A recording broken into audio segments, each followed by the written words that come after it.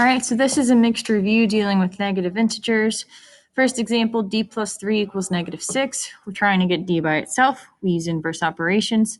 The opposite of plus 3 is minus 3, so we subtract 3 from both sides. The 3's cancel out, so we're left with d equals negative 6 minus 3 is negative 9. Please use a calculator to help you. All right, for the next example, all right, we have plus a negative 8. What I personally do is I know that the opposite of a negative 8 is a positive 8. So personally, I add 8 because it's negative. You can subtract, but it would have to be subtracting negative 8, which is still the same thing as plus 8. If you subtract because it's the inverse of addition, that's totally fine. Just don't forget it's subtracting negative 8. Okay. Either way, your answer should be 20. All right, next example, we have negative t plus 5 equals 9. We have to use inverse operations to isolate t. So we have to subtract 5 from both sides. When you do that, you get negative t equals 4. In math, we don't like our variables to be negative. So we have to somehow get rid of that negative 1t. And you do this by either multiplying or dividing everything by negative 1. The value 1 doesn't change the value of the number, but the negative will help clean up some stuff. So we're going to multiply everything by negative 1. A negative times a negative is a positive. All right, so this becomes positive t, and 4 times negative 1 becomes negative 4. Next example, same thing. We need to get p by itself. We do that by inverse operations. The opposite of plus 6 is minus 6, so we're going to subtract 6 on both sides. We are left with negative p equals negative 13. Again, we don't like our variables to be negative, so you can divide everything by negative 1 or you can multiply everything by negative 1 just to get rid of that negative variable. Right? A negative times a negative is a positive, so we have positive p, and negative 13 times negative 1 is positive 13. Okay. B minus 11 equals negative 9. We need to get b by itself. Minus 11 is in the way. The inverse of minus 11 is plus 11. So we add that to both sides. The 11s cancel out on the left. So we have b equals negative 9 plus 11 is 2.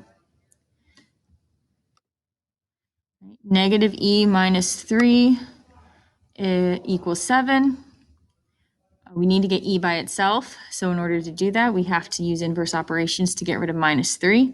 Opposite of minus 3 is plus 3. So we add 3 to both sides. 7 plus 3 is 10. Again, we do not want e to be negative. So we have to multiply everything by negative 1 in order to clean it up. So when you do that, negative e times negative 1 becomes positive e. 10 times negative 1 becomes negative 10. And same thing with the last equation. Negative g minus 4 equals negative 3. We need to get g by itself. We do the opposite of minus 4, which is plus 4. Negative 3 plus 4 is 1. We don't want our variable to be negative, so we multiply everything by negative 1 to clean it up. So negative times negative is positive g. 1 times negative 1 is negative 1. Okay. For these, we don't really have anything to do here, right? There's no addition, there's no subtraction, there's no division. There really isn't even multiplication. What we have here is negative variables, and we don't want that. So for every single one of these problems, you're just going to multiply everything by a negative 1, right? So that gets rid of the negative variable, and it also changes the sign for your answer. All right, so negative x equals 12 becomes positive x equals negative 12. Negative g equals negative 5 becomes positive g equals positive 5, and negative x equals 33 becomes positive x equals negative 33. Okay. So again, we're trying to get our variables by it themselves. This is what solving means. You're trying to isolate the variable to find its value. R divided by negative 5 equals 10. Well, I see division. The opposite of division is multiplication. So I need to multiply by the denominator, which is negative 5. 10 times negative 5 is negative 50. Same thing for the next one. It's division. The opposite of division is multiplication. So I need to multiply by the denominator in order to isolate the variable. I multiply it both sides by 2. I'm left with k equals negative 12. Last example on this slide, t divided by negative 4 equals negative 20. The opposite of division is multiplication, so I need to multiply by the denominator in order to get t by itself. So I multiply both sides by -4, t equals 80. Again, please use a calculator to help you. All right, last example, we have -x divided by 8 equals 8. The opposite of division is multiplication, so we multiply by the denominator of 8. When you do that, you get -x equals 64. Again, to get rid of that negative, we're going to multiply by -1. This becomes positive x equals -64. Now, what you can do in order to skip this last step is straight off the bat, if you were to multiply by -8, that'll clear up the negative for you. And that's what we're going to do in number 2.